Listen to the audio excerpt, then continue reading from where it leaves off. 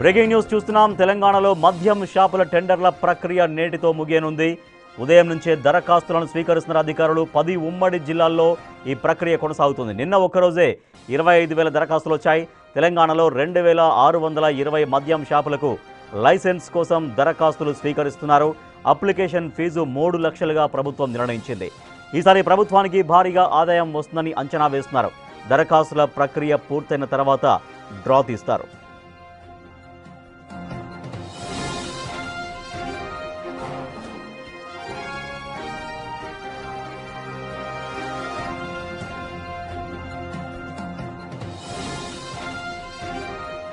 తెలంగాణలో మద్యం షాపుల టెండర్ల ప్రక్రియ కొనసాగుతున్నది. ఇవాళ్టితో ముగియబోతోంది. సో నిన్న ఒక్కరోజే 25,000కు పైగా అప్లికేషన్స్ వచ్చాయి మద్యం షాపులకి.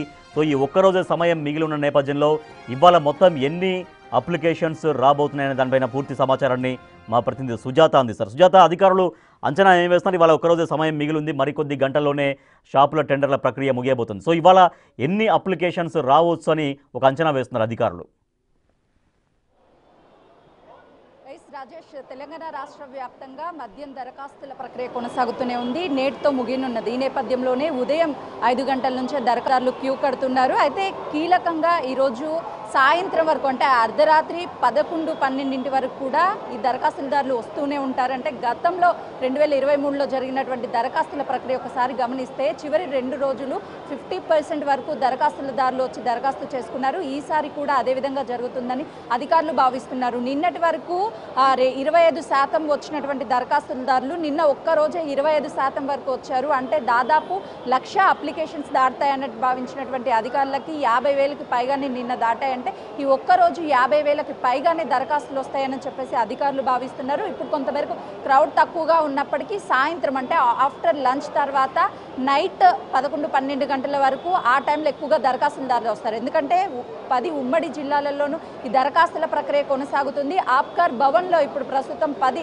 ఉమ్మడి జిల్లాలకి సంబంధించినటువంటి ఒక్కొక్క సెక్షన్స్ వద్ద ఒక్కొక్క ఎక్సైజ్ శాఖకు సంబంధించినటువంటి అధికారులతో పాటు వాళ్ళ టీం అంతా వచ్చేటువంటి దరఖాస్తుదారుని తీసుకొచ్చే డీడీతో పాటు వాళ్ళ వివరాలన్నింటినీ కూడా సేకరిస్తున్నారు. ఈ దరఖాస్తుల ప్రక్రియ సాయంత్రం వరకు కొనసాగుతుందని అధికారులు చెప్తున్నారు. అయితే ప్రధానంగా ఈ 20 రోజుల పాటు జరిగినటువంటి దరఖాస్తుల ప్రక్రియలో ఈ 2 రోజులు చాలా వరకు కీలకం అని చెప్పవచ్చు. ఈరోజు చాలా కీలకంగా మారనున్నది. చాలామంది ఈ దరఖాస్తులు ఎక్కడెక్కడ ఏ జిల్లాలలో ఎక్కడ ఎన్ని వచ్చాయి అని చెప్పేసి కనిపిస్తూ ఉంటాయి. కాబట్టి చూసి తక్కువ జిల్లాలలో కోడింగ్, అంటే ఎక్కడైతే తక్కువ దరఖాస్తులు వస్తాయో ఆ జిల్లాలలోనే అప్లికేషన్ ఇవ్వచ్చు అని చెప్పేసి సాయంత్రం వరకు ఎక్కువగా వెయిట్ చేస్తుంటారు. కాబట్టి అందుకే మనకు కొంతమేరకు తక్కువ అప్లికేషన్స్ వచ్చినట్టుగా అనిపిస్తుంది. కానీ చివరి 2 రోజుల్లో మాత్రము దరఖాస్తుదారులు ఎక్కువ మంది వచ్చి ఇక్కడ దరఖాస్తు చేసుకుంటారు. లాస్ట్ టైం 1,00,000 దాటినటువంటి అప్లికేషన్స్ ఈసారి 10% అనేది ఎక్కువగా వస్తుంది అని చెప్పేసి ఎస్టిమేషన్ వేస్తున్నారు.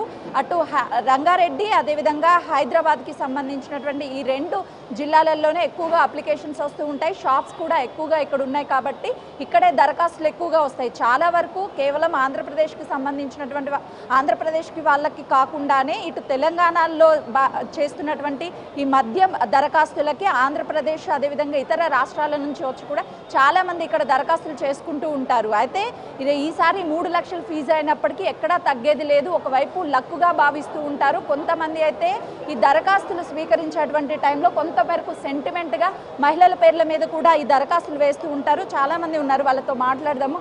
ఎలా అనిపిస్తుంది అంటే మహిళలు కేవలం కొన్ని రంగాల వరకే పరిమితం అంటూ ఉంటారు. ఈ ఎక్సైజ్కి సంబంధించిన దాంట్లో టెండరింగ్కి రావడం ఎలా అనిపిస్తుంది? నైస్, కొంచెం వర్క్ ఉంది, అది ఫిల్ చేయాలి. మీకు ఎలా అనిపిస్తుంది ఇటు మహిళల్ని ప్రోత్సహించడం? అంటే వాళ్ళు కూడా ఒకసారి అవకాశం ఇచ్చినట్టు ఉంటుంది. వాళ్ళు కూడా అంటే వాళ్ళు ముంగడికి వచ్చి బిజినెస్ చేయకపోయినా కానీ ఇంట్లో ఉండి వాళ్ళ హస్బెండ్నో బ్రదర్స్నో ఓనో ఎంకరేజ్ చేసినట్టు ఉంటుంది. They are lucky for every house. ఎవరి ఇంటికన్నా వాళ్ళ లక్ష్మి లాంటి వాళ్ళు కదా. చెప్పండి, ఒకవైపు లక్ష్మీదేవితో పోలుస్తున్నారంటే మహిళలు చాలా వరకు వెనకడుగు వేస్తూ ఉంటారు ఇలాంటి వాటిలో. మీరు ముందుకు రావడం ఎలా ఆయన సపోర్ట్ చేయడం వల్ల? మీ పేరు? సౌజన్య. ఎక్కడ వేస్తున్నారు టెండర్స్? ఇంకా అవన్నీ నాకు తెలియదు. ఇక్కడికి వచ్చాక డిసైడ్ అవుదాం. చూడొచ్చు, అంటే వీళ్ళంతా ఒకవైపు ఇంటికి లక్ష్మీదేవి ఆడపిల్ల కాబట్టి లక్కీగా ఆడపిల్ల చేత్తో మేము టెండర్స్ వేయిస్తూ ఉంటాము అని చెప్తున్నారు. ఓవరాల్గా చూస్తే ఈరోజు సాయంత్రం 50% వరకు దరఖాస్తులు వస్తాయి అని చెప్తున్నారు. గడిచినటువంటి ఈ 18-20 రోజుల నుంచి భావిస్తే ఈ చివరి రోజులే ఎక్కువగా ఉంటాయని కూడా అధికారులు చెప్తున్నారు. ఓవరాల్గా 13 ఉమ్మడి జిల్లాలకు సంబంధించినటువంటి ఆయా జిల్లాలలో ఏర్పాటు చేయడంతో పాటు అక్కడ ఎవరైతే దరఖాస్తు చేసుకోవాలి అనుకుంటారో వాళ్ళు హైదరాబాద్ లాంటి సిటీలో ఉన్నప్పుడు అక్కడికి వెళ్ళి దరఖాస్తు చేసుకోవడం కొంతమేరకు ఇబ్బంది కలుగుతుంది అని చెప్పేసి ఆబ్కారీ భవన్లో ఇలాంటి ఏర్పాట్లు చేశారు. ఉదయం నుంచి కూడా ఒక్కొక్కరు 30 నుంచి 40 వరకు టెండర్స్ వేస్తూనే ఉన్నారు. ఎన్ని టెండర్స్ వేశారండి? నిన్న 20 వేసినాం మేడం. ఈరోజు ఎన్ని వేశారు? ఈరోజు 20 వేస్తాం. అంటే ప్రతి ఏటా వేస్తారా? ప్రతి ఏడాది 20 ఏళ్ళ నుండి ఇళ్ళనే ఉన్నాం మేము బిజినెస్లో. ఏంటి లాస్ట్ టైం ఎన్ని వచ్చాయి, ఈసారి ఎన్ని వస్తాయి? ఈసారి రాలేం మేడం, రాలేం. ఈసారి ఇంకా భగవంతుడు నన్ను మీరు ఆశీర్వాదం ఉండాలి అందరు. అంటే ఇదంతా లక్ మీదే నడుస్తుంది. లక్ మీద అంతే. ఎక్కడెక్కడ వేశారు? మా ఓల్ సిటీ మన మొత్తం ఓల్డ్ సిటీ. మీరంతా ఒక టీమ్గా ఏర్పడేస్తారా? లే మా సొంతం నేను మేము ఇద్దరం కలిసి వేస్తున్నాము. టీం మేము ఏం లేదు, మా గ్రూప్ ఏం లేదు. అయితే ఈసారి పక్కా టెండర్స్ పక్కా షాప్లు వస్తాయి. 2-3 వస్తాయి అనుకుంటున్నాం, 4 వస్తాయి అనుకుంటున్నాం. మేము వేసేది ఒక 60-70 వేస్తున్నాం. ఓల్డ్ సిటీ పరిధిలో ఆల్మోస్ట్ 60 షాప్స్ వేసాము. కానీ ఈసారి లక్ ఉంది, వస్తుంది అని మేము అనుకుంటున్నామని చెప్పేసి దరఖాస్తుదారులు ఆశాభావాన్ని వ్యక్తం చేస్తున్నారు. Right, thank you Sujatha. Telangana రాష్ట్రంలో మద్యం షాపుల టెండర్ల ప్రక్రియ కొనసాగుతున్నది. చివరి రోజుకు చేరింది. ఇవాళ చివరి రోజు కావడంతో ఇవాళ అధిక సంఖ్యలో దరఖాస్తులు వస్తాయని అధికారులు అంచనా వేస్తూ ఉన్నారు.